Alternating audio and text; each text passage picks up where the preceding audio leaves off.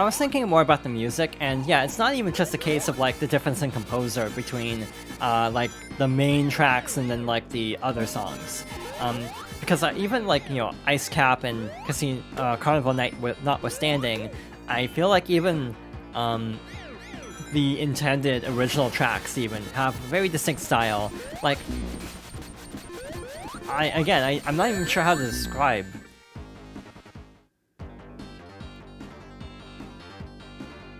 Well, that was unfortunate. Also, that was unfortunate as well, dropping straight there, down that little, I don't even know what to describe that pit, I guess. One fun thing about playing a game in like one sitting, like I usually do with Sonic games, because they're not that long. Also, they're kind of difficult to divide up because I don't entirely know how long each section will take, which is part of the reason why I do record Sonic games in one go, with the exception of this, obviously, splitting up 3 and then Sonic and Knuckles. But it means I kind of feel like I lose focus a lot. Like, I feel like my commentary gets increasingly less, like, coherent, I guess, over time, which is the one downside, but again, it makes it a little bit easier to, like, not have to worry about, like, timing certain segments to be an exact length, and just, divide up everything for the Let's Play, you know, afterwards. Yeah, sometimes I almost feel like the one main downside is just kind of, like, losing focus after, like, you know, playing this game for like an hour and a half now. Yeah, in general, Death Egg is fun. I definitely think I've had worse runs that have definitely influenced my opinion on the stage, but in general, I do feel like it is a pretty good final level. In general, I almost feel like Sonic does have like weird, like almost reverse difficulty curve problems at times, not like fully, but a lot of times I almost feel like Sonic games are a little bit inconsistent in terms of like middle stages can be more difficult than the later ones.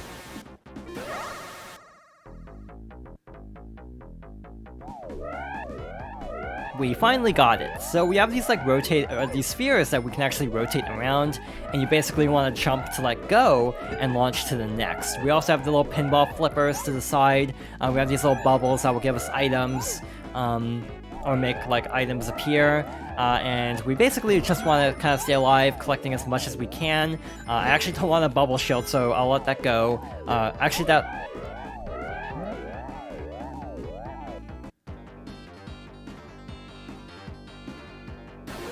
I was going to say, I actually wasn't sure which type of shield that was, looking closer.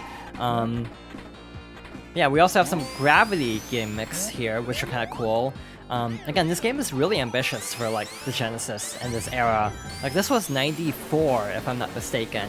Yeah, this game is actually really impressive for the time. It still holds up really well. Again, there's a reason this is often considered the best Sonic game of all time, or at the very least, one of the best of the classic era. And I almost feel like, to me, even though I do have preferences, I would say this is probably the best one, even though I tend to prefer playing Sonic 2. But I will not deny that Sonic 2 takes a very sharp nosedive after a certain point because of, like, development issues.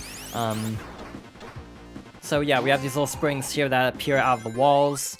A spin dash got us most of the way up to the top of that area though, so it wasn't too bad.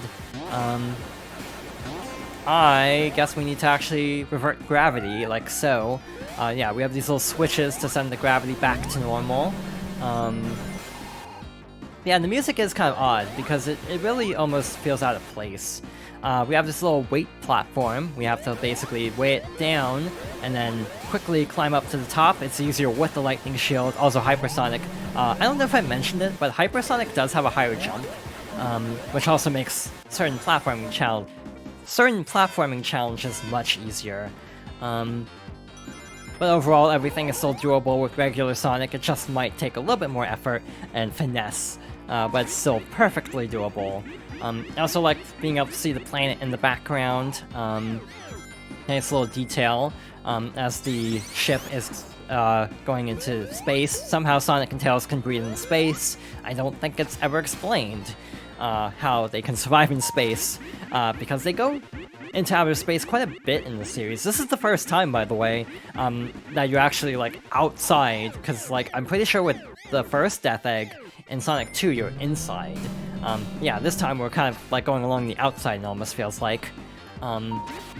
Yeah, this game did establish a lot of precedents of, like, yeah, having, like, outer space finales and, like, big finishes, more so than Sonic 1 and 2, but again, we'll see that in a bit.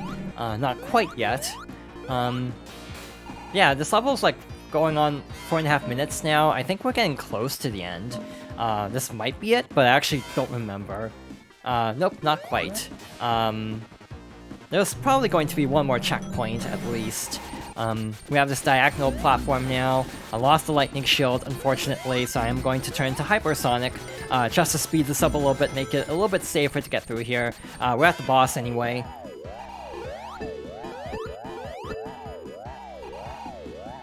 This boss is kind of weird. You have to shift the gravity, like so, to either get the enemies to drop, or positioned in such a way that you can spin dash to send the enemies back up to the boss. Again, it's a little odd. It's not my favorite boss in the game just because it's a little bit unwieldy, especially if you're playing without the emeralds. Like if you're doing this as regular Sonic, this is a little bit, yeah, challenging. But with Hypersonic, it's a lot safer, even though I do feel like this is, yeah, a kind of an odd, like, you know, way to, like, close out this zone. This isn't, like, close to... I was gonna say penultimate, but this isn't actually the penultimate fight. We'll get to that in a moment. Yeah, it's also just kind of time-consuming.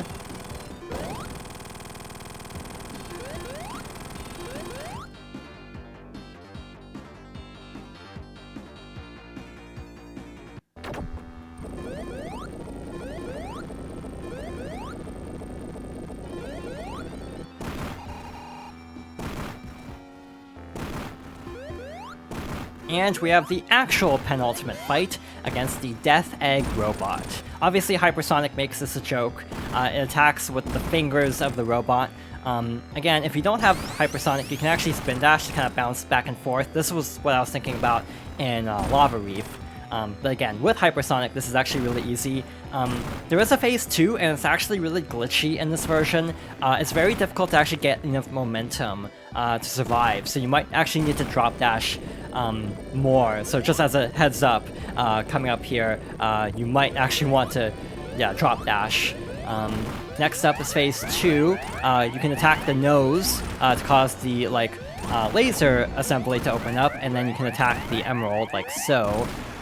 Be careful not to accidentally fall into the pit. I've done that before. Also be careful with tails because, you know, invincibility frames.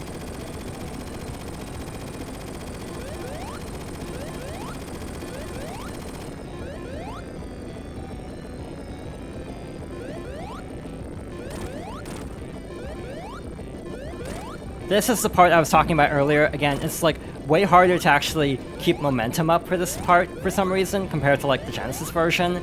So yeah, you might want to like drop dash or something just to make sure you don't fall behind.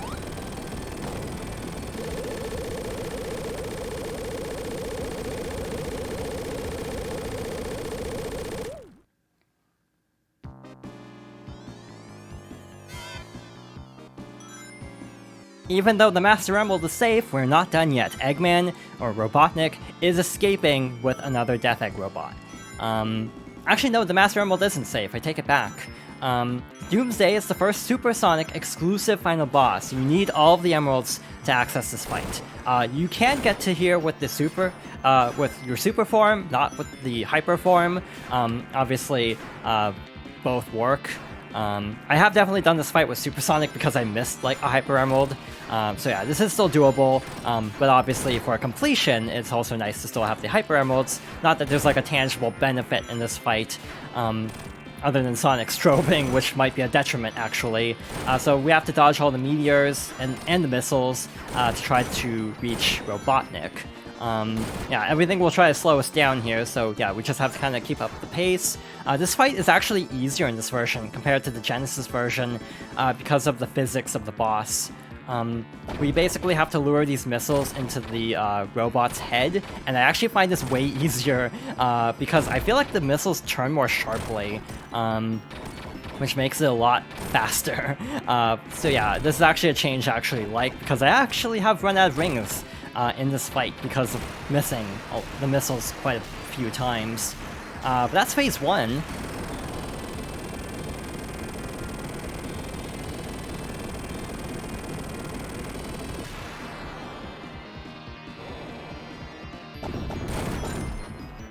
And now for phase 2, all we have to do is fly into the robot a few times, dodging the missiles and the like rocks as well, like before. But yeah, all we have to do is fly into them. Also, make sure to keep your rings up, because you do lose rings to maintain this super form. So yeah, make sure to grab rings when you see them, just to be on the safe side. But yeah, overall, this is actually a very cool final boss, but also not overly challenging, which is actually kind of nice. Yeah, very flashy, but definitely not one of the... I definitely think Sonic 2's is actually tougher because of not having any rings. But yeah, this is definitely a much more cinematic final boss. We should be getting close, probably a couple more hits, maybe 1 or 2. I've actually lost count.